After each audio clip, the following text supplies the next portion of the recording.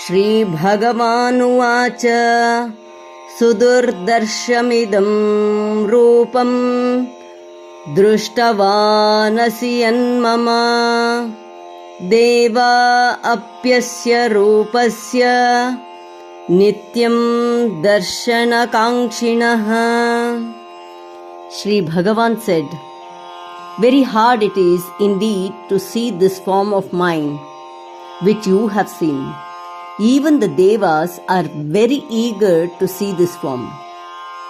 ಶ್ರೀ ಭಗವಂತನು ಹೀಗೆಂದನು, ನೀನು ಕಂಡ ಈ ವಿಶ್ವರೂಪವು ಯಾರಿಗೂ ಸುಲಭವಾಗಿ ದೊರಕುವುದಿಲ್ಲ.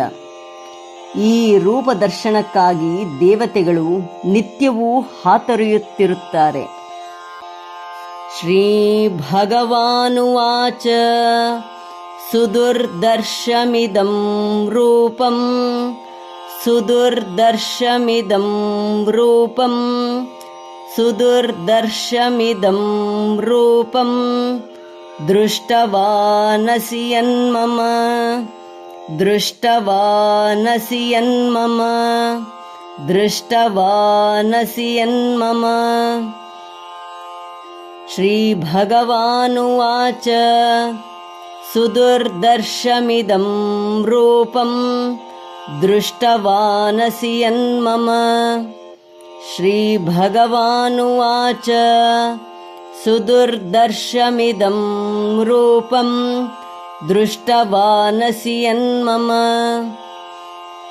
ಶ್ರೀ ಭಗವಾನುವಾಚ ಸುದುರ್ದರ್ಶಮಿದಂ ರೂಪಂ ದೃಷ್ಟವಾನಸಿ ಯನ್ಮಮ ದೇವಾ ಅಪ್ಯಸ್ಯ ರೂಪಸ್ಯ ದೇವಾ ಅಪ್ಯಸ್ಯ ರೂಪಸ್ಯ ದೇವಾ ಅಪ್ಯಸ್ಯ ರೂಪಸ್ಯ ನಿತ್ಯಂ ದರ್ಶನಕಾಂಕ್ಷಿಣಃ ನಿತ್ಯಂ ದರ್ಶನಕಾಂಕ್ಷಿಣಃ ನಿತ್ಯಂ ದರ್ಶನಕಾಂಕ್ಷಿಣಃ ದೇವಾ ಅಪ್ಯಸ್ಯ ರೂಪಸ್ಯ ನಿತ್ಯಂ ದರ್ಶನಕಾಂಕ್ಷಿಣಃ ದೇವಾ ಅಪ್ಯಸ್ಯ ರೂಪಸ್ಯ ನಿತ್ಯಂ ದರ್ಶನಕಾಂಕ್ಷಿಣಃ ದೇವಾ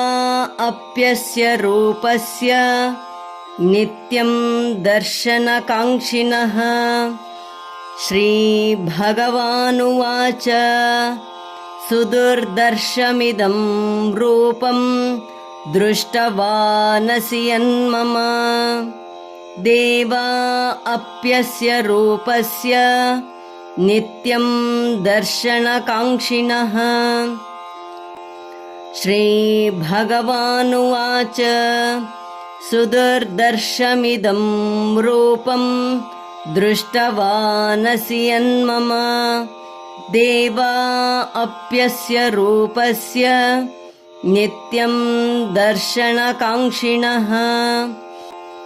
ಶ್ರೀ ಭಗವಾನುವಾಚ ಸುದುರ್ದರ್ಶಮಿದಂ ರೂಪಂ ದೃಷ್ಟವಾನಸಿ ಯನ್ಮಮ ದೇವಾ ಅಪ್ಯಸ್ಯ ರೂಪಸ್ಯ ನಿತ್ಯಂ ದರ್ಶನಕಾಂಕ್ಷಿಣಃ.